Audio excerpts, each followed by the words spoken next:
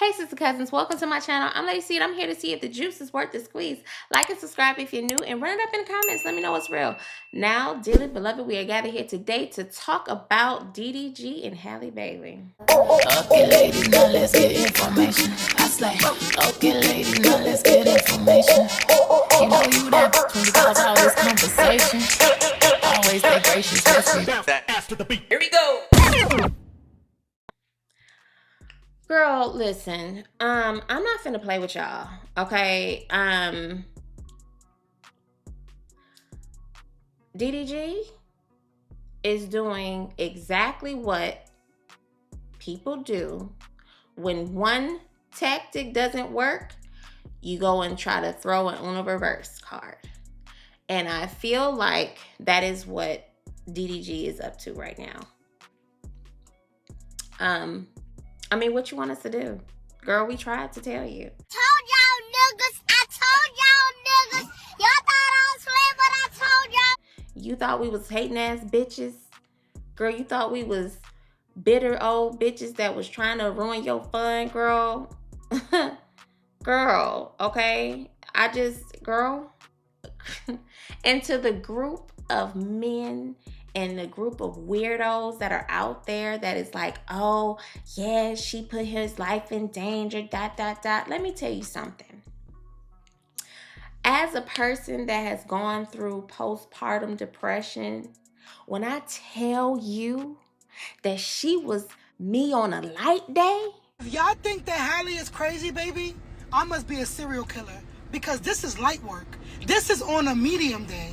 This is on a happy, sad, slight number 5, 1 through 10. What's your mood day?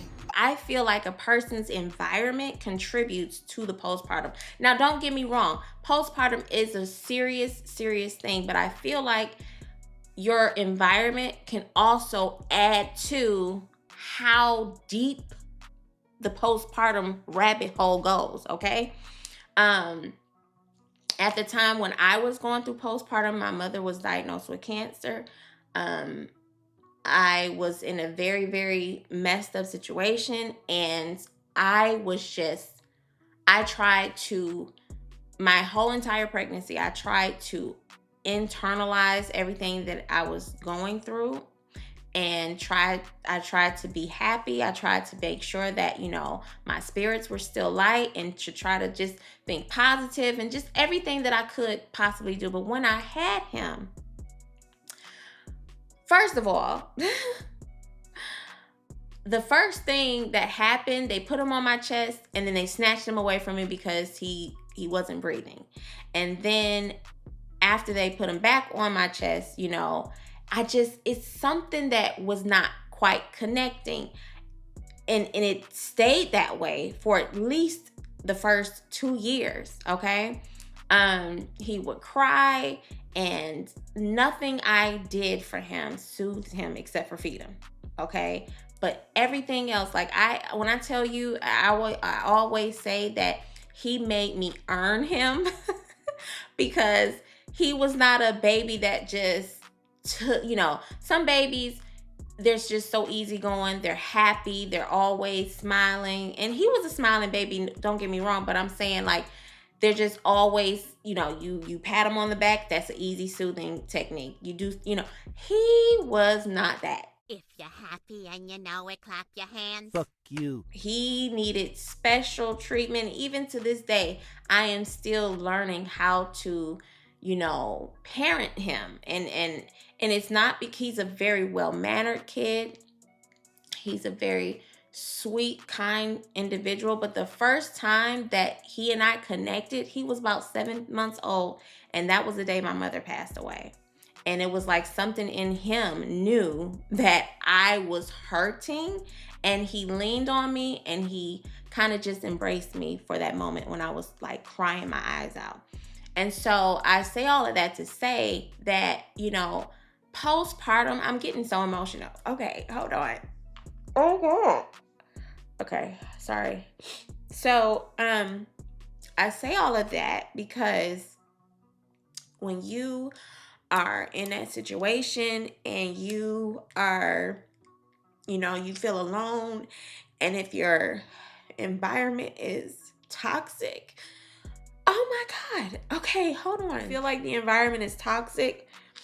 Sometimes, it can contribute to, it can make you say some very messed up things. I remember taking a class, not like a Lamaze class, but it was like a mommy class before, you give birth, right? And so I went to Lamaze with my daughter, but when I had my son, she was about 9 years old. So I went into another class. And so they mentioned different types of stages that a woman can experience before pregnancy, how postpartum can start prior to having your child, and it can last for about 2 years sometimes. And even they mentioned another, I don't remember the name of it, but it was another type of condition where a mother can make decisions or be like, they can make very messed up decisions, and it's not really them making the decision. It's like a chemical thing, And so there's so much that a woman goes through, it's so much that a woman puts her body through just to bring life into this world, okay? And for him to try to take text messages, real or not, because there's a huge debate on whether the text messages are real or authentic or whatever. But whatever the case is, that is light work, okay? And if you, and I'm not, because a lot of people could say to Halle, well, why did you wait until now to take it to the courts, this, that, and the third? But here's the thing. When it comes to restraining orders, they don't want you to just say, oh yeah, he whooped my ass today, okay? Unfortunately, they want you to have almost like a little bit of a history of proof so that they know it's real and that they know, okay, and unless you get the police called on you and then they come and pick you up and take you on to jail, that's a quicker way to expedite the situation. But for the most part, a lot of times, sometimes the courts don't recognize it unless there is a little bit of history and receipts out there, okay? So, this could have been her final straw. And then she's like, you know what? I'm just going to go ahead and do it because I'm sick of you harassing me. This is that and the third, whatever the case is. But when it comes to those text messages, if you felt like your son's life was in danger, okay, so much to the point where you want full custody all of a sudden, why would you risk all of this time? If everything happened, and mind you, the text messages was in 2024. They broke up in October. So all this time, it is June, okay? It is June. And now you want a restraining order because of, these text messages, because you feel like she's unhinged and she had all of these, whatever, air tags, I guess, whatever the case is. And my thing is, girl, boom. Stop. On this journey to 1,000 subscribers, I just want to say this episode is sponsored by you. Thank you so much for your support and helping me along this journey.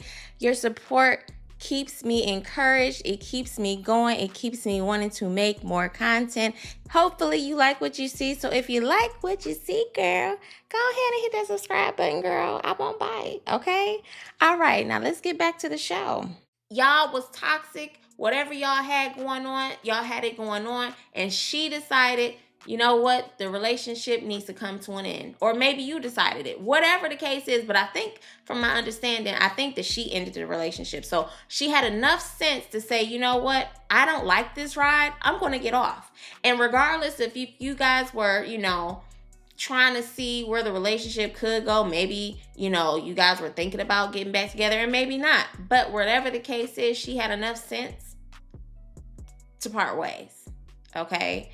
And now we're here. Now, and I feel like because you don't have the control, you are doing anything in your power to sabotage her peace.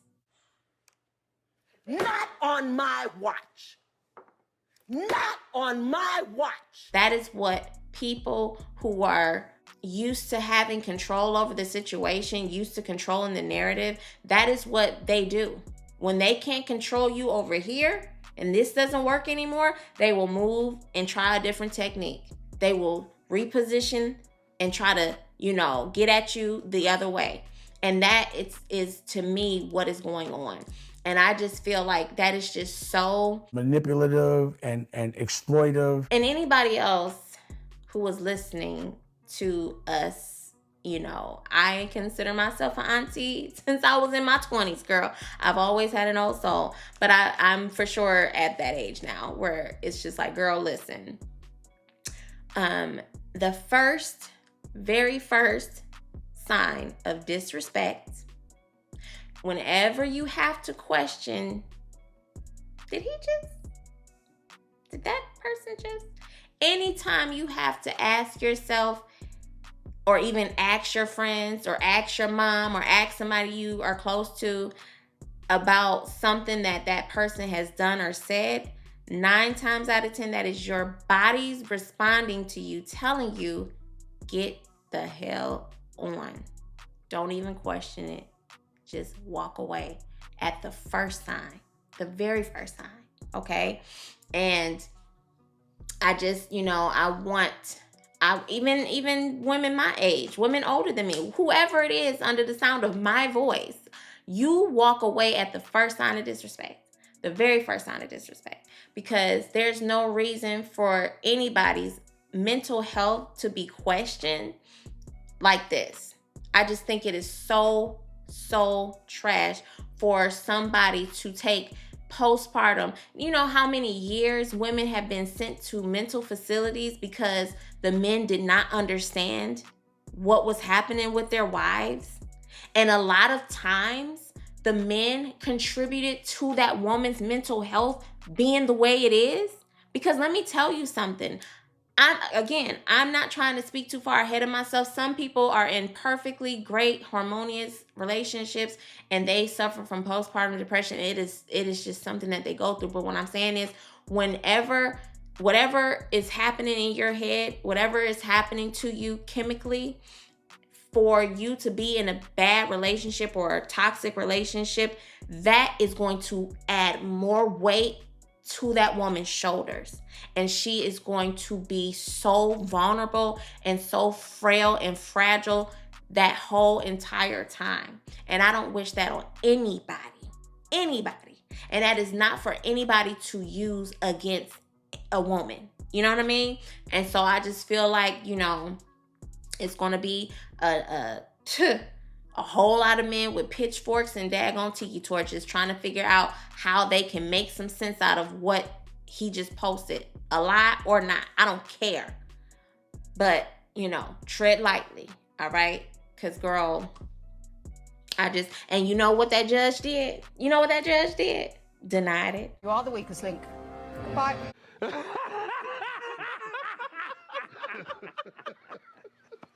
You wanted to file a restraining order on her? She wasn't bothering you. She wanted to be left the fuck alone. So what was the purpose of filing a restraining order? And then that goddamn mother, let me tell you something. Behind every ain't shit ass nigga is an ain't shit ass mama coddling his ass. And I